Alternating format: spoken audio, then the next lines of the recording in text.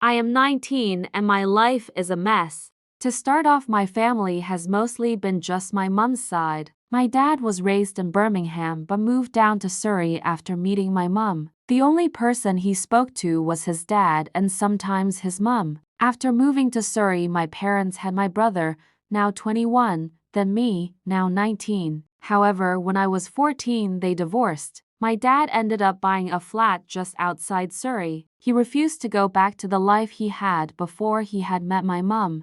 This is now where my story starts. On July 22, 2023, not even a month after my 19th birthday, I got woken up by my mum. Me and my brother found out my dad, just 51, had unexpectedly passed away. We were devastated. We didn't know much, but were told he was up north for the weekend staying at his friend's house. Not only did we get told that he had passed away, but we then got told we could possibly have a sister, Claire. Growing up, we knew this girl, and when we asked my dad who she was, he told us she was nobody. He never had any sort of relationship with her even after my mum tried to encourage him. He always refused that she was his daughter. He would have been 18 when she was born. My dad's mum refused and raised Claire as part of their family. My dad told my mum that it was a bet between 6 men who could sleep with Claire's mum, and they all ended up sleeping with her, one of them getting her pregnant. Growing up, I was always hated by my dad's family and never understood why. It finally hit me that it was because his family thought that if I wasn't born, he would accept Claire. Shortly after getting told this, Claire called my mum asking to speak to us with more information. She told us that she was in charge as she was the oldest child. His surname was not on her birth certificate. She started saying about inheritance and money right off the bat. We knew that this was not what my dad wanted, as he refused to have anything to do with her. We also didn't care about money or inheritance, we just wanted to do right by my dad. We then finally found out some good news.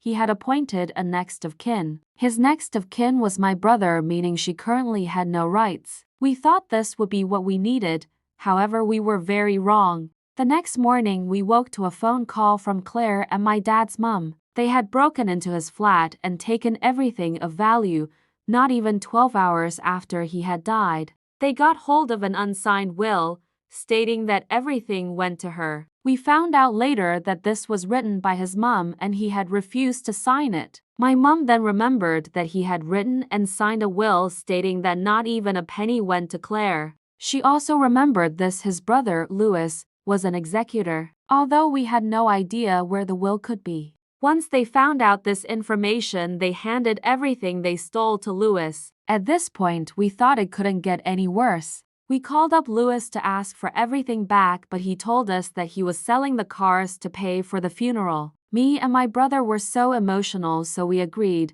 not knowing what was about to happen next. My dad's family ended up planning the funeral, not giving me or my brother a choice. They ended up spending money on things that weren't necessary. For example, 300 leaflets costing £2 each. The funeral ended up being all about his family and not about him. The funeral ended up going okay despite this, with 221 people showing up. Louis told us the funeral total was £4,600 and he had sold the car for £3,000. He told us that we had to pay him the rest and didn't give us very much time. We would only get the rest of his belongings after we paid. At this point, the funeral company had done a few things wrong, so we tried explaining that we wouldn't pay until we had sorted it out with the funeral directors. Louis did not like this information and started shouting at us. The week after his funeral, Claire was still trying to claim everything was hers. We told her we would happily do a DNA test.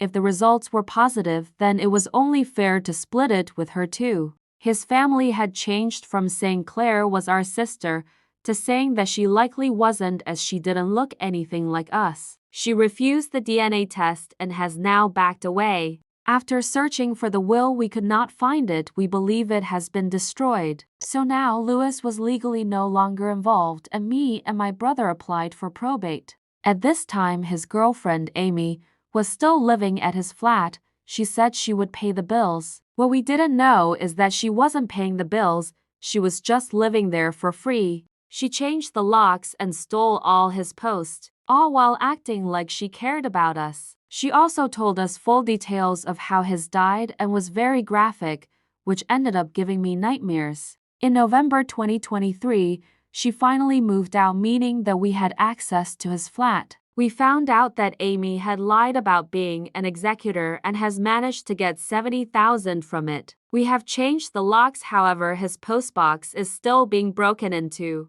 Since then, it has been a fight to do anything as legally there is no executor. Me and my brother would try and speak to people, but they would refuse as Amy had already said she was executor. We also have tried to call the police countless times.